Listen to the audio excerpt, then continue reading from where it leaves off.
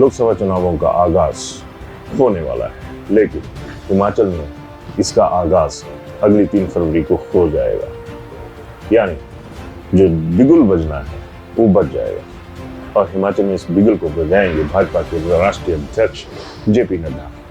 जगत प्रकाश नड्डा 3 फरवरी को धर्मशाला पहुंच रहे हैं और एक रैली को वो यहाँ पर संबोधित करेंगे। बाकायदा इसके लिए भाजपा ने तैयारियां शुरू कर दी। बीती शाम को भाजपा के जो प्रदेश अध्यक्ष हैं डॉक्टर राजीव बिंदल, वो भी धर्मशाला पहुंच चुके हैं और उन्होंने भी एक तरह से जैसे कहा जा सकता है कि जो संगठन का ताना बाना है उसको कसने का काम शुरू कर दिया है। आज डॉक्टर राजीव बिंदल धर्मशाला में मीडिया से भी रूबरू हुए, बहुत सारी बातें हुई और सिलसिलेवार में इन सारी चीज़ों का मैं जिक्र भी करूँगा। और बाद में स्वीकार करेंगे उदय पठानी। तो मैं बात कर रहा था लोकसभा चुनावों के आगाज की।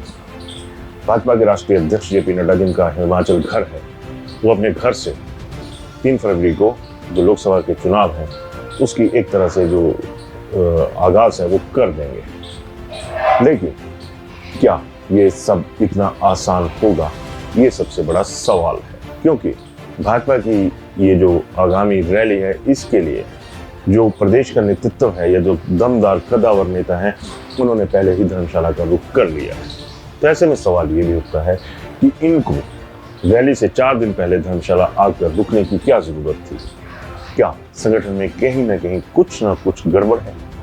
दूसरा, जब बीजेपी के राष्ट्रीय अध्यक्ष जेपी नड्डा यहाँ पे पहुंचेंगे 3 तारीख को, तो वो 3 की रात को धर्मशाला में रुकेंगे, 4 को एक और बैठक लेंगे, उसके बाद वो दोबारा दिल्ली रवाना होंगे। खबर की शुरुआत है मैं वहीं से करूंगा। जेपी नड्डा इन दिनों लगातार दौड़ भाग में लगे हुए। अगर किसी भी अन्य राज्य में जाते हैं तो सुबह जाएंगे, शाम को लौट आएंगे, या शाम को वहां पे जाएंगे, अगले दिन सुबह जल्दी लौट आएंगे। ऐसा माहौल बीजेपी के अंदर बना हुआ है। अब सवाल यह है कि अगर जेपी नड्डा यहाँ पे रुक रहे हैं 2 दिन के लिए, उसके पीछे की खास वजह क्या होगी, और वो भी कांगड़ा चंबा संसदीय क्षेत्र के भीतर उनका रुकना बहुत सारे जो सवाल हैं उनको खड़ा कर रहा है। बीते विधानसभा चुनावों में भाजपा की जो दुर्गति हुई थी उससे कोई अनजान नहीं है।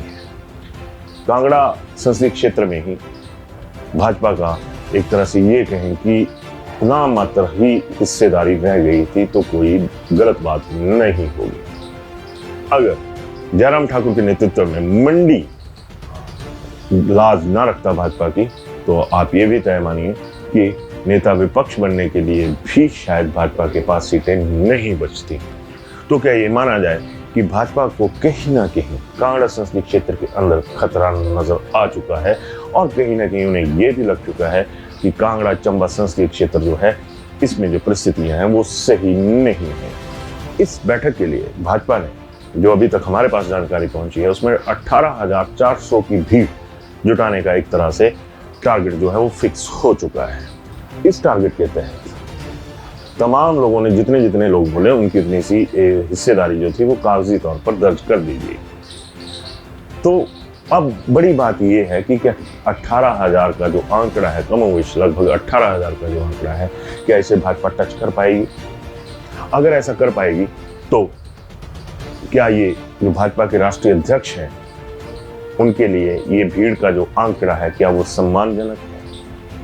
दूसरी बात, पहले जो ये रैली थी ये पालमपुर में तय हुई थी, लेकिन बाद में इसका स्थान जो है वो बदल के धर्मशाला कर दिया गया और तमाम जितने भी विधानसभा क्षेत्र हैं कांगड़ा चंबा संसदीय क्षेत्र के, उन लोगों को टारगेट दिया गया। तो बड़ी बात तो यही है कि क्या वजह रही होगी कि जो पालमपुर था वहां से शिफ्ट करके इस रैली को धर्मशाला में ट्रांसफर किया गया। अब सवाल ये भी उठ रहा है कि जेपी नड्डा अगर कांगड़ा को तरजीह दे रहे हैं तो उसके पीछे की सियासी वजहें क्या हो सकती है।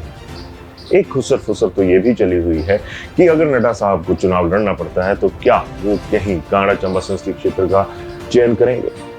इसके पीछे भी भाजपा के भीतर से ही ये खबरें आ रही हैं कि जिस तरह से भाजपा के ऊपर ब्राह्मण विरोधी होने का एक ठप्पा लगा रहता है, उस ठप्पे को मिटाने के लिए ब्राह्मण खाते से ही जेपी नड्डा को कांगड़ा से उतारा जाए या उतारा जा सकता है। क्योंकि कांगड़ा में जो ब्राह्मण लीडरशिप है उसमें अगर सियासत के पलड़े में देखा जाए तो उसका वजन नहीं रहा है।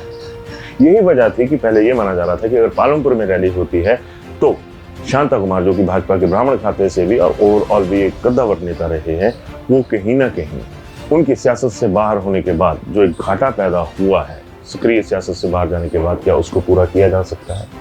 क्या ये तो अलग अलग पहलू हैं, सियासत है, कियासों पर ज़्यादा चलती है और जो सामने दिखती है वो अक्सर होती नहीं है। जब कोई फैसला आता है तो वो बिल्कुल अलग सा होता है। अब आज जो बैठक हुई है जिसके बारे में हमारे पास सूचना, उसमें एक बार फिर जो भीड़ जुटाने का आंकड़ा है उसके ऊपर थोड़ा सा विवाद खड़ा हो गया है। खुसर फुसर तो ये भी चली हुई है कि क्या जो भाजपा के तमाम नेता हैं वो इस चीज़ को मैनेज कर पाएंगे, 18-20 हज़ार का जो आंकड़ा है उसको टच कर पाएंगे।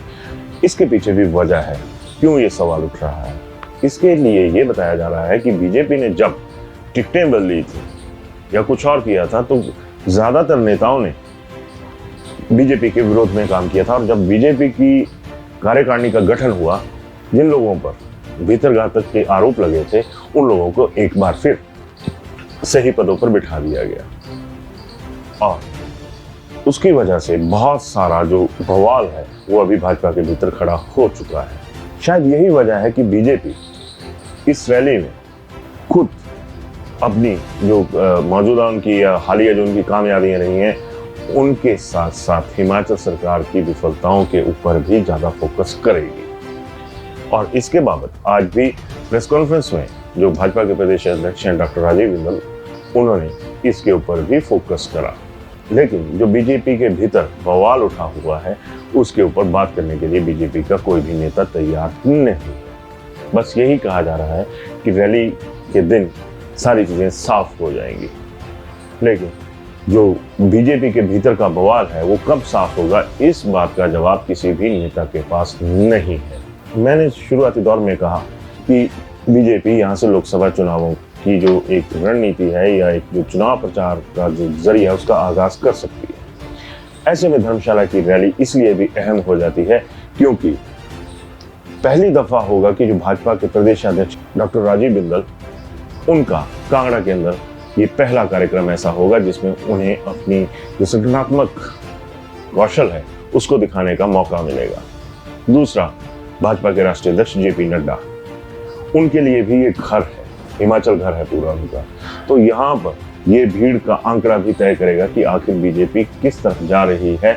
और नड्डा को, जिनके पीछे तमाम हिमाचल भाजपा के नेता भागते रहते हैं, क्या वो इस बार नड्डा के लिए फील्ड में भागेंगे? क्योंकि हाल फिलहाल तो यही कहा जा रहा है कि तमाम जो बोझ है भीड़ जुटाने का वो चुनिंदा इलाकों के ऊपर रखा गया है, जो कि धर्मशाला के आसपास के विधानसभा क्षेत्र है।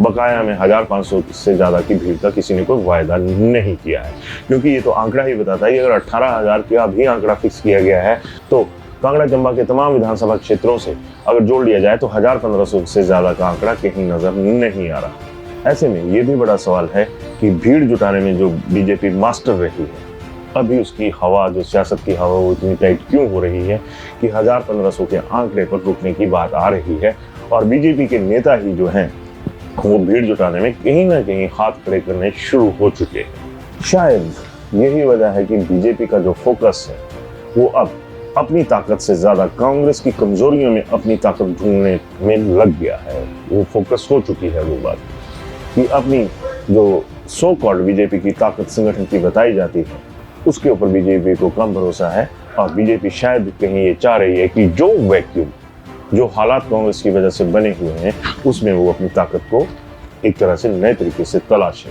तो 3 फरवरी को क्या होता है ये देखने वाली बात रहेगी, लेकिन हाल फिलहाल तो यही दिख रहा है कि बीजेपी के आला नेता भी मजबूर हो चुके हैं कि वो खुद आकर कांगड़ा चंबा में कमान संभालें, बनस्पत इसके कि वो कांगड़ा के और चंबा के नेताओं पर भरोसा करें। धन्यवाद। शिमला होटल, घर के बाहर घर जैसा अपनापन। अपने वेकेशंस को सुनहरी यादों में पिरोएं शिमला होटल के साथ। राजसी वैभव और राजस्थानी आव भगत, जो देगी आपको एक रॉयल फील। हिमाचल वासियों के लिए जयपुर में ठहरने का अपना hotel, Shimla hotel. Heritage above 1, हवा महल रोड, चांदी की टकसाल, जयपुर।